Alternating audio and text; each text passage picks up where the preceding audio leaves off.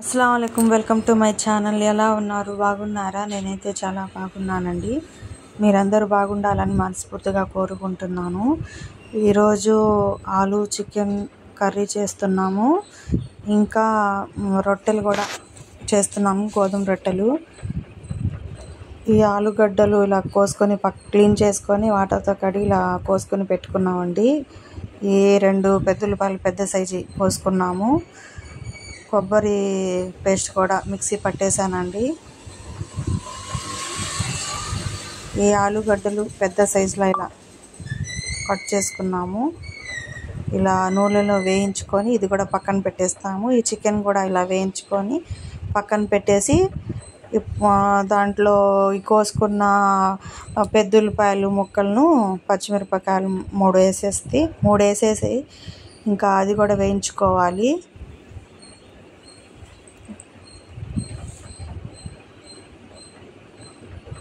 Current పోయిందండి. మా ఇంట్లో వర్షం పడుతుందిగా కరెంటు తీశాడు. అసలు చాలా బాగా అసలు ఎండలు ఇప్పుడు దాకా ఇంకా వేడేమో తగ్గలేదండి. కొంచెం రాత్రి వర్షం పడిందిగా చల్లగా ఉంది. వర్షం పడితే ఇంకా ఇంట్లో చల్లగా ఉండిద్ది. వర్షం పడకపోతే ఇంకా వేడి అలా ఉంటూనే ఉండిద్ది ఇంట్లో. ఇది కూడా వేయించుకున్నాం కదండి, దీంట్లో పక్కన పెట్టేస్తున్నాం. అది కూడా ఇప్పుడు పచ్చిమిరపకాయ ముక్కలు కోసుకున్నాం కదా, ఈ నూనెలో కూడా వేయించుకోవాలి. వేసి ఈ 3 పచ్చిమిరపకాయలు కూడా కోసి దీంట్లో వేసేస్తాను.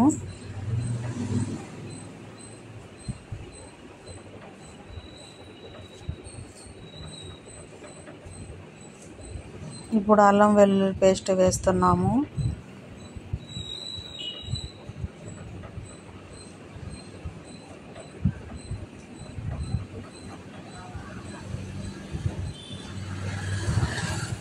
కొద్దిగా కరివేపాకు వేసాము.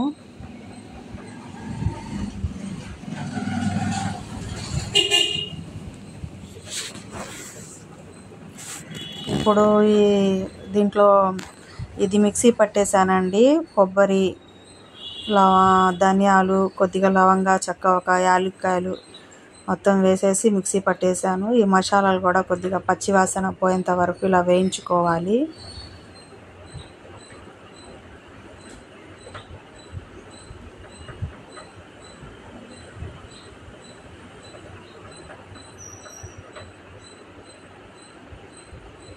ఇప్పుడు వేయించుకున్నాం కదా, మసాలా పచ్చివాసన పోయింది. ఈ ఆలుగడ్డలు, ఈ చికెన్ వేయించుకున్నాం కదా నూనెలో, ఇప్పుడు దీంట్లో వేసేసి కలిపేసుకోవాలి.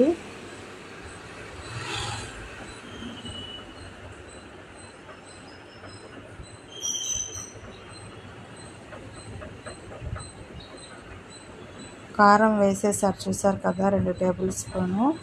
ఉప్పు కూడా కొద్దిగా వేసారంట, అప్పుడు వీడియో షూట్ చేయలేదు. ఇప్పుడు కొద్దిగా నీళ్ళు వేసేస్తున్నాను ఈ ముక్కలు మునిగేంత వరకు.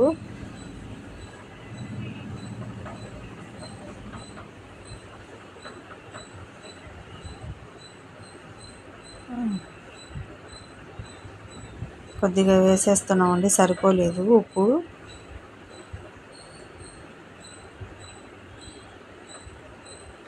అంతేనండి, చూసారు కదా, అయిపోయింది. ఈ రెసిపీ కనుక మీకు నచ్చినట్లయితే లైక్ చేయండి, షేర్ చేయండి, సబ్స్క్రైబ్ చేయండి. ఇది అయిపోయింది కదా. ఇప్పుడు కొద్దిగా చిక్కబడిందండి. మళ్ళీ తినేటప్పుడేమో వాటర్ వేసుకొని మళ్ళీ ఉడికించుకొని తిన్నామండి, షేర్వా ఉండాలని. ఇది పక్కన పెట్టేసాం కదా, కొద్దిగా కొత్తిమీర కూడా కోసి వేసేసాను దీంట్లో. ఇది పక్కన పెట్టేసుకొని ఇప్పుడు రొట్టెలేమో కాల్చుకున్నాను నేను. రొట్టెలు కాల్చిన తర్వాత మళ్ళీ ఒక గ్లాస్ నీళ్ళు వేసి మళ్ళీ ఉడికించుకొని షేర్వా లాగా చేసుకొని తిన్నామండి. ఇప్పుడు అదే చిక్కగా అయిపోయింది కదా, చూసారు కదా. ఇంకా మా ఆయన వచ్చి ఏంటి ఇంత చిక్కగా చేసావని మళ్ళీ నీళ్ళు వేసి మళ్ళీ ఉడికించుకున్నాము. ఈ రొట్టెలు చేసేసానండి నేను. రెండు తింటేనే ఎక్కువైపోయిద్దేమో రొట్టెలు. 5 చేశానండి నేను. ఇలా కాల్ చేసుకున్నాను, చూసారు కదా, అయిపోయింది. ఈ రెసిపీ కనుక మీకు నచ్చినట్లయితే లైక్ చేయండి, షేర్ చేయండి, సబ్స్క్రైబ్ చేయండి. అంతేనండి. Okay, bye.